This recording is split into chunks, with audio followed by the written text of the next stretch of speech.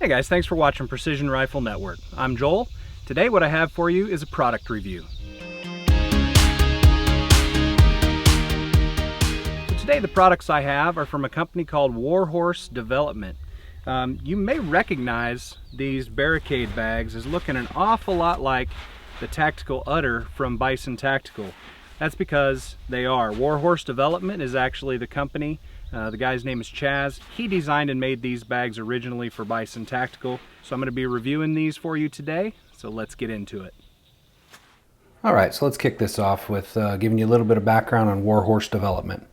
Warhorse Development is owned by Chaz Bales, and the name is unique because each product is the name of a horse that was ridden into various battles. The bags I'm reviewing today are the Comanche and the Saracen. Comanche, for example, was the lone survivor of Custer's detachment at the Battle of Little Bighorn. He was one of the only horses to be buried with full military honors. Saracen was Sam Houston's horse during the Battle of San Jacinto. So I definitely give Chaz cool guy points for the names of his products. It just doesn't get much better than that. So let's kick this off with the Saracen Bag. It is basically the same bag as the Tactical Udder from Bison Tactical that I had a chance to review a few months back. You guys might remember that. But I really didn't get a chance to put that bag through its paces. So I'm glad to have the opportunity now with the Saracen. What I'm going to do is I'm going to give you some pros and cons of the bags while you're watching the video. So let's start with the cons first, and we'll finish up with the pros. So the Saracen is a bit bulky when it comes to barricades with small portholes or narrow openings. It's a large bag with 4 feet that stick out from the corners, so I found myself fidgeting to get it in place sometimes.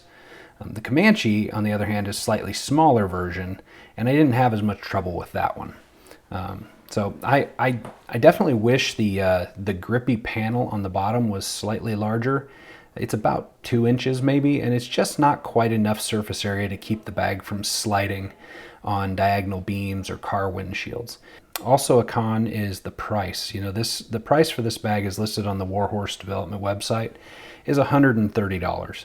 But when you compare that to the Tactical Udder from Bison, which is basically the same bag for $115, and then compare both of those again to the Game Changer at $109, well, I'm just not sure the Saracen or the Udder are worth the extra money over the Game Changer. You know, the Reezer Game Changer still gets my best of the best vote. So let's move on to the pros now. You know, the Saracen and the Comanche are extremely well-made bags.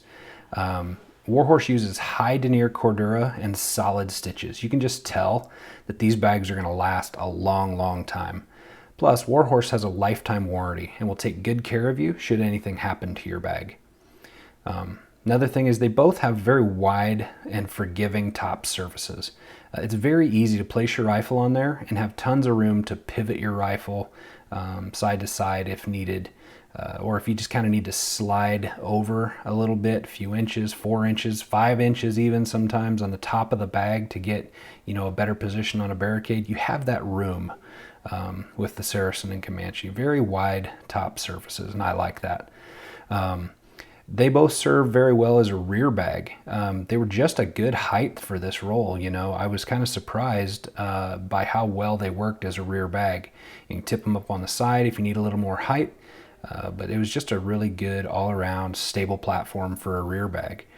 So that's definitely a pro. They both do have the grip panel on the bottom center of the bag, and I mentioned I wish it was a little bigger, so it's kind of a con. It's also a pro because they have it at least, and it is great for things like cattle gates or the top of fence posts. You know, it helps the bag stay in place, but I do wish that panel was about 4 times larger so the bag wouldn't slide on angular surfaces. The bags do have handles on all 4 sides, and the bag is basically square, so you really don't have to second guess when you pick this thing up how it's going to get laid down. You know what I mean? It doesn't have to be positioned in one specific special way in order to go on a barricade. You can just grab it and plunk it down, and it's pretty much going to be where it needs to be when you lay it down. So I'm a big fan of having handles on all sides of the bag.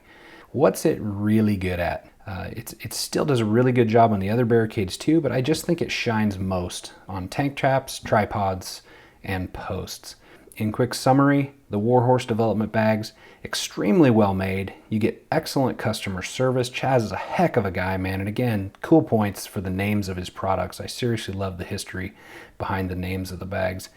And it's, you know, it's definitely another tool for the shooter's toolbox. You know, you should check them out and consider it. Again, the Warhorse website is warhorsedevelopment.com. Thanks for watching Precision Rifle Network today, guys. Tune in next week for another great video.